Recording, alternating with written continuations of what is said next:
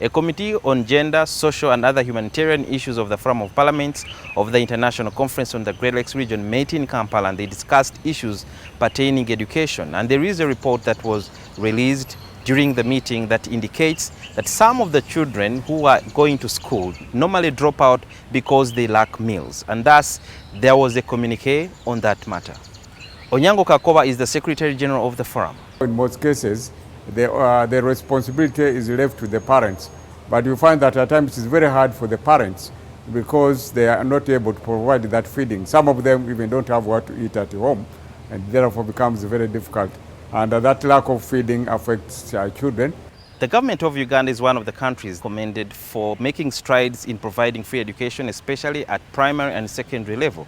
However, it has been noticed that once these children cannot afford to pay tuition, especially at university, they normally drop out.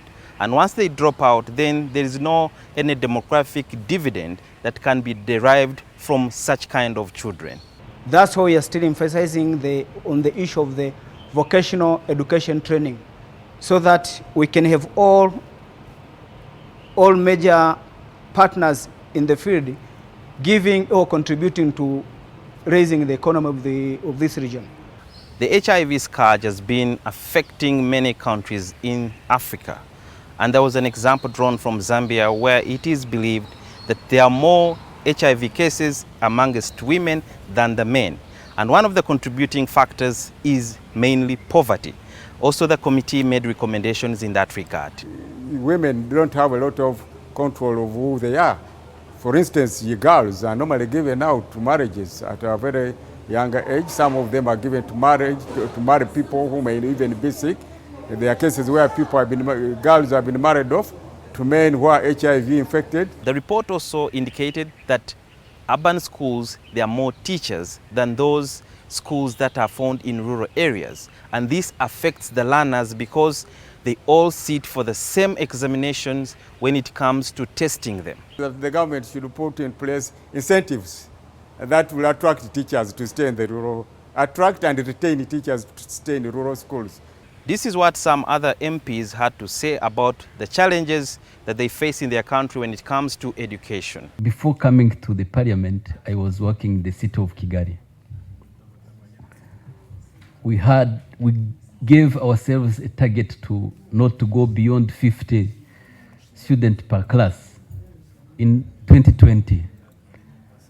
When calculating the trends, we saw that in 2025, which is next year, we'll have the same situation of overcrowding as it was in 2020. Government public education is a big challenge, and it has created a two-class sector in this country. And the public education system is for the poor. They have not, because of the role being played by the private players in education. And who are these private players? They are the decision makers, the we's who are in this house. So in terms of disparities, gender disparities in enrollment, you find that there is generally more boys attending school compared to girls. And this is true across board in all the countries, whether it's primary school or secondary school. The draft resolutions that have been adopted by the committee are going to be sent to the executive committee, and then later on they will be shared with different member states for consideration in the future. Sudil Biarhanga, NTV, Kampala.